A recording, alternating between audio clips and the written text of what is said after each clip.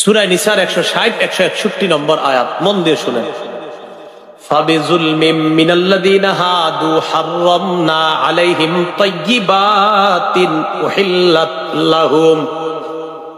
আল্লাহ বলেন, ইহুদীদের জুলুমের কারণে আমি আল্লাহ হালাল জিনিসকে হারাম করলাম যা তাদের জন্য হালাল ছিল। আল্লাহ কয় ইহুদীদের জুলুমের কারণে কিছু বৈধ জিনিসকে, পবিত্র জিনিসকে আমি হারাম করে দিছি, যে পবিত্র জিনিসগুলা তাদের জন্য ছিল হালাল, আমি করে দিছি হারাম। কেন?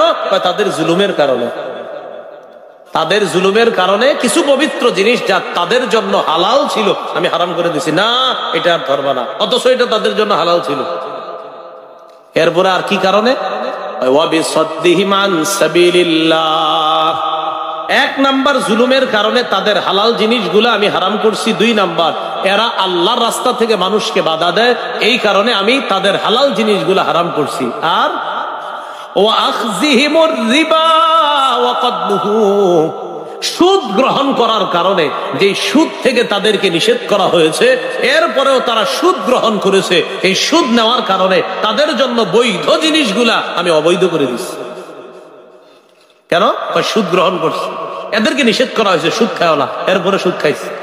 তা আমি আল্লাহ পবিত্র যেগুলো ছিল হারাম করে দিয়ে, যাও এগুলাও খাইবা না। এই জন্য আল্লাহ নিয়ামত ছিনায় নাই সুদখোরদের। কি নিয়ামত দেখবেন, হঠাৎ বলবে আপনি যাও ছাড়া আর কিচ্ছু খাইবেন না, তো এত সুদ খায়া লাভ হইল কি?